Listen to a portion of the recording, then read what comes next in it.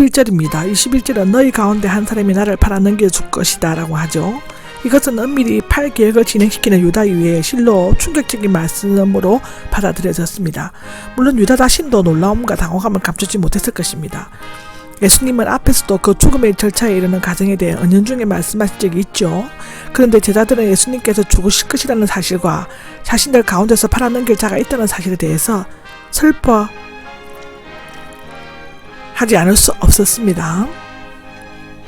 예수님은 그 이름을 밝히지 않음으로써 가룟 유다로 하여금 마지막 회개의 기회를 주려고 하셨던 것 같습니다.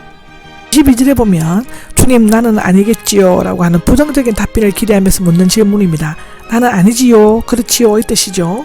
23절에 나와 함께 그릇 속으로 손을 집어넣는 그 사람이라고 되어 있습니다.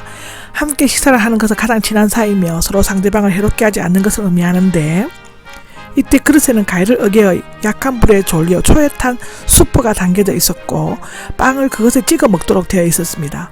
제자들이 다 그릇에 손을 넣어 찍어 먹으므로 누군지 서로 몰랐지만 가장 친한 자에게서 배신을 당하는 것은 초의 신맛보다 더 쓰라린 것이었다고 요한복음 13장 18절 시편 41장 9절에는 기록되어져 있습니다.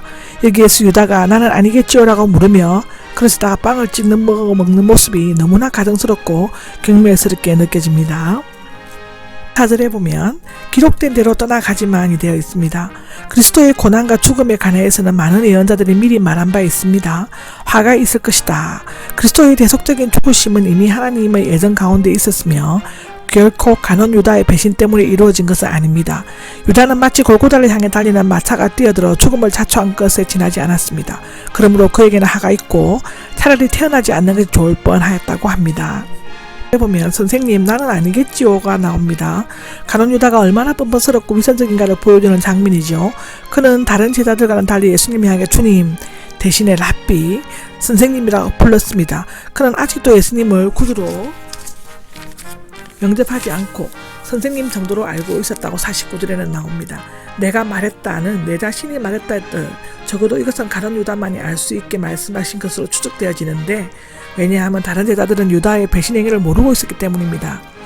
만약 알았다면 성질급한 베드로가 유다를 그냥 내버려두지 않았을 것이며 유다는 이런 경고의 말씀을 듣고 자신의 결심을 다시금 돌이킬 수 있었겠지만 끝내 그는 자신의 계획한 바를 밀고 나갔습니다. 이에 유다는 자리에서 일어나 떠나갔다고 요한복음 13장 30절에 기록되어져 있습니다. 6절입니다. 26절에는 축복 기도를 드리시니 나오죠. 하나님의 축복을 빌다 자랑과 영광을 돌리다입니다. 은혜 또는 복음 베풀다의 뜻인데 하나님께서 출애굽 당시 이스라엘 자손에게 하셨던 것처럼 예수님께서는 제자들에게 구원의 은혜를 베풀어 주시기를 간구하셨습니다.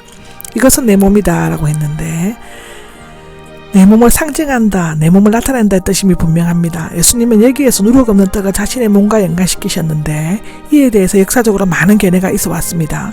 초대교회에서는 실제 설, 떡과 포도주가 예수님의 살과 피로 연계됨과 동시에 상징성, 중세교회에서는 화채설, 종교개혁 시대 이후에는 기념설 등 공제설,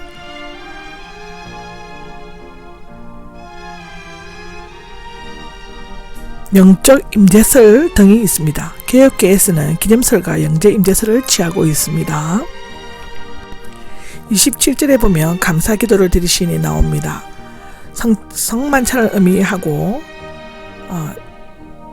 6월절 음식을 먹을 때는 먼저 포도주를 마시고 기도한 다음에 음식을 먹으며 계속 3번 되풀이 하는데 이 잔은 3번째 잔일 것이라고 고린도전서 10장 16절에는 기록하고 있습니다.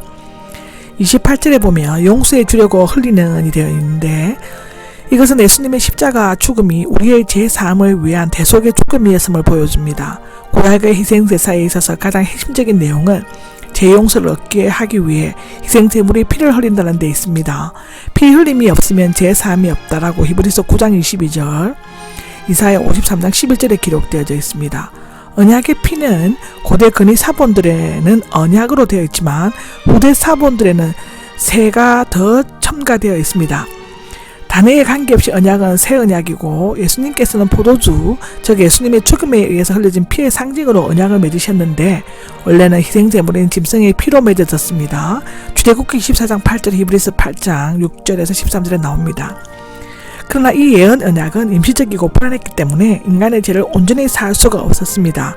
이제 대속제물의 궁극적인 완성자요 영원한 표상이신 예수님께서는 십자가에서 흘리신 피로 하나님과 인간 사이에 새로운 언약을 맺으시고 인간의 죄를 단번에 온전히 사하셨습니다. 분리하셨다. 죄를 죄인들에게 분리하심을 의미합니다.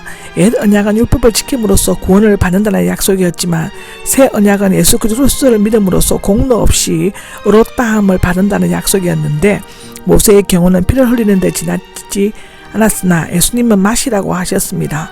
전자는 밖에서 받은 율법이지만 후자는 속에서 거듭나는 생명입니다. 언약은 두다와 배치하다의 합성으로 둘 사이를 무엇을 둔다의 뜻입니다. 히브리어는 가라트 베르트 둘로 쪼개어 맸다라고 신명기 23장 2절에는 나와 있습니다. 재물을 갈라놓고 언약을 맺는 것을 의미하는데 남자 생식기 부피를 자르고 할일도 역시 언약의 일종이라고 할 수 있습니다. 똑같은 언약이지만 구약의 옛 언약과 신약의 새 언약은 혈육이나 가치면에서 결코 비교할 수 없습니다. 전자는 불완전한 짐승의 피로 맺었지만 후자는 영원하시고 완전하신 하나님 아들의 피로 맺어졌기 때문입니다. 19절에 보면 내 아버지 나라에서 결코 마시지 않을 것이다 합니다. 하나님 나라에서 새 것을 마실 때까지 저들과 포도주를 마시는 것은 이번이 마지막이 될 것이라고 선언하셨습니다. 그러므로 내년부터는 유월절 식사를 할 필요가 없으며 이 최후의 만찬이 영원히 죄에서 해방되는 영적인 유월절이 될 것이다입니다. 이 최후의 만찬은 새 언약 시대에서 성찬의 식으로 계속 지켜져서 갔으며 그런 의미에서 볼 때 이 만찬은 최후의 만찬인과 동시에 최초의 성찬식이라고 말할 수 있습니다. 언젠가 하나님의 나라가 실현될 때 어린 양의 혼인잔치에서 하늘의 식탁이 마련될 것이라고 누가복음 22장 30절, 요한계시록 19장 9절에는 기록되어져 있습니다. 30절입니다. 찬송을 부른 후에 예수님은 슬퍼하며 근심하면서 십자가를 향해 나아가지 않으시고 기쁨으로 찬송하며 당당히 걸어 나가셨습니다. 이때 시편 113편에서 114편은 만찬 전에 115에서 118편은 만찬 후에 부었는데 그중 118편의 시편은 감사와 격려의 시입니다.